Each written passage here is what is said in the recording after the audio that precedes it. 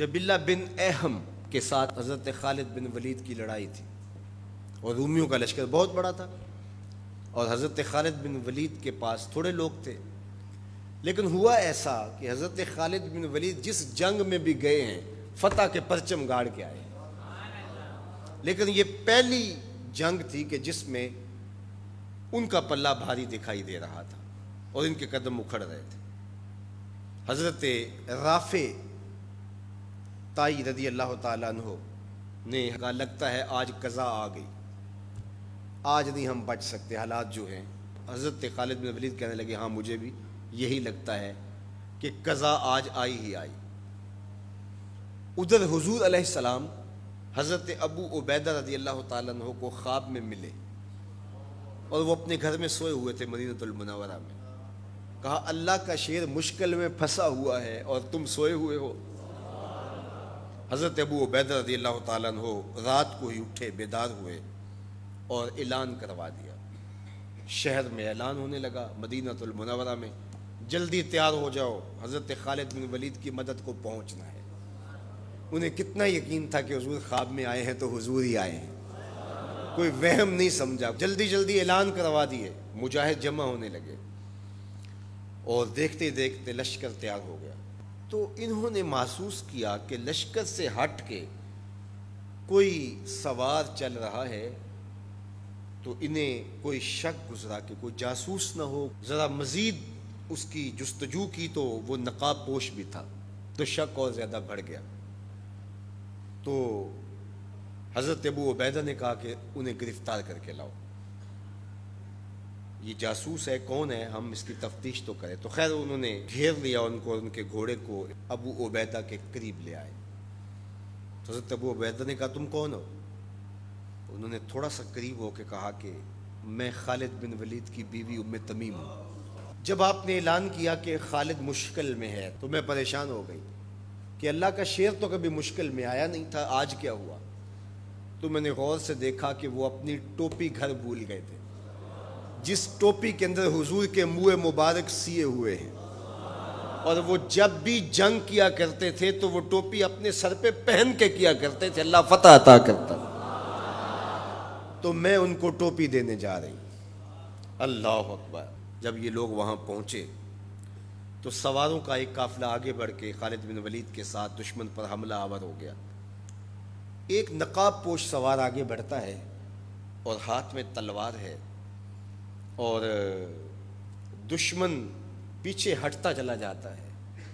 تو خالد بن ولید کو رشک آیا اس کی بہادری پہ, اور خوش بھی ہوئے, اور حالت جنگ میں اپنے گھوڑے کو ایڑ لگا کر کے اس سوار کے قریب ہوئے اور کہا نقاب پوش جوان تم کون ہو, اتنی بہادری سے لڑ رہے ہو؟ تو اس نے ہلکا سا نقاب الٹ کے کہا پہچانو تمہاری بیوی ام تمیم ہوں, اور تمہیں وہ ٹوپی دینے آئی ہوں جس کے اندر حضور کے بال سیے ہوئے ہیں. تو حضرت خالد بن ولید کو انہوں نے ٹوپی عطا کی اور انہیں سر پہ رکھی. اللہ نے اسی دن مسلمانوں کو فتح عطا کر. یہ حضور علیہ الصلوۃ والسلام کے بالوں کی برکت تھی. حضرت ام سلمہ رضی اللہ تعالیٰ عنہا کے پاس, زوجہ رسول صلی اللہ علیہ وسلم کے پاس حضور کے مبارک بال تھے. حضرت عثمان بن عبداللہ رضی اللہ تعالیٰ عنہ کہتے ہیں کہ مدینے میں اگر کسی کو نظر لگ جاتی یا کوئی بیمار پڑ جاتا تو وہ ام سلمہ سلام اللہ علیہا کے پاس آ جاتے, تو وہ پھر ڈبیا سے بال نکالتی اور پانی کے گلاس میں ان بالوں کو جنبش دیتی, اور ان بالوں کی برکت سے وہ پانی جب بیمار پیتا اللہ اس کو شفا عطا کرتا. یہ حضور کے مبارک بالوں کی برکت ہے. اللہ اکبر. اور ایک دن حضور غسل کر کے آئے اور سیاہ رنگ کے مبارک بالوں, اللہ اکبر, کا حسن اور نمایاں ہوا. تو حضور نے ایسے ہاتھ ڈال کر کے ایک بال الگ کیا اور ساتھ ارشاد فرمایا من ازا شعرتم من شعری فالجنت علیہ حرام. سن لو جس نے میرے بالوں میں سے ایک بال کو بھی اذیت دی اس پر اللہ کی جنت حرام ہے. ہم تو حضور کے غلام ہیں, حضور کے نوکر ہیں. حضور تو حضور رہے, حضور کے بالوں کی توہین بھی گوارا نہیں ہے. اقبال کہا کرتے تھے لوگ باتیں کرتے ہیں، ہم تو یہ بھی گوارا نہیں کرتے کہ کوئی کہے تیرے پیغمبر کے کپڑے میلے تھے، ہم تو یہ بھی گوارا نہیں کرتے۔ مغرب اس کیفیت کو سمجھتا نہیں ہے، اور وہ سمجھتا ہے کہ شاید ان حرکتوں سے میں مسلمانوں کے دلوں سے ان کے پیغمبر کی عظمت کو چھین لوں گا، نکال دوں گا، لیکن اسے بھول ہو گئی ہے۔ یہ ہزار گناہگار سہی، بدکار اور سیاہ کار سہی، دنیا دار سہی، یہ کاروباری سہی، لیکن جب اپنے دل کا سودا کرنے کی باری آئے تو مدینے کی گلی میں کرتے ہیں، اور سب کچھ لٹانے کے بعد بھی کہتے ہیں حق تو یہ تھا کہ حق ادا نہ ہوا۔ ہماری جانیں، ہمارے ماں باپ، ہماری نسلیں، ہماری زندگی کا ایک ایک گوشہ حضور کے نام پہ قربان۔ حضور کے نام کا جھنڈا کبھی نیچا نہیں ہو سکتا، ان کے نام کا جھنڈا ہمیشہ اونچا رہے گا۔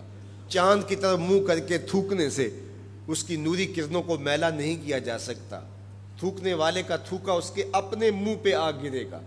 تبت یدا ابی لہب و تب کا تازیانہ آج بھی دشمنان رسول اور شاتمان رسول پہ برس رہا ہے، اور میرے نبی کا نام کل بھی اونچا تھا، میرے نبی کا نام آج بھی اونچا ہے، رہے گا یوں ہی ان کا چرچا رہے گا، پڑے خاک ہو جائیں جل جانے والے۔ ہمیں غور کرنا ہوگا کہ آج ہمارے اوپر یہ جو آزمائشیں اور یہ ابتلائیں ہیں اور یہ امتحانات سے ہمیں گزرنا پڑتا ہے، اس سے دردناک امتحان امت کے لیے کیا ہو سکتا ہے؟ تو کیا اب بھی ہم فرقوں میں بٹے رہیں گے؟ اب بھی ہم ایک دوسرے کے گریبان نوچتے رہیں گے؟ آج بھی ہم جو ہے وہ غفلت کی زندگی گزاریں گے، یا اپنی زندگی کی ایک ایک سانس حضور کے قدموں میں رکھ دیں گے؟ تو محبت کا تقاضا یہ ہے کہ اپنی ایک ایک سانس حضور کے نام پہ قربان کریں۔ ہم جئیں گے تو حضور کے لیے، مریں گے تو، اور آخری سانس تک حضور کے وفادار رہیں گے۔ اور یہ ہماری زبان سے نہیں، ہمارے قلب سے، ہماری روحوں سے ہمارا عہد ہے، ہمارا ارادہ ہے۔ حضور ہمارے ماں باپ آپ پہ قربان، ہماری نسلیں آپ پہ قربان۔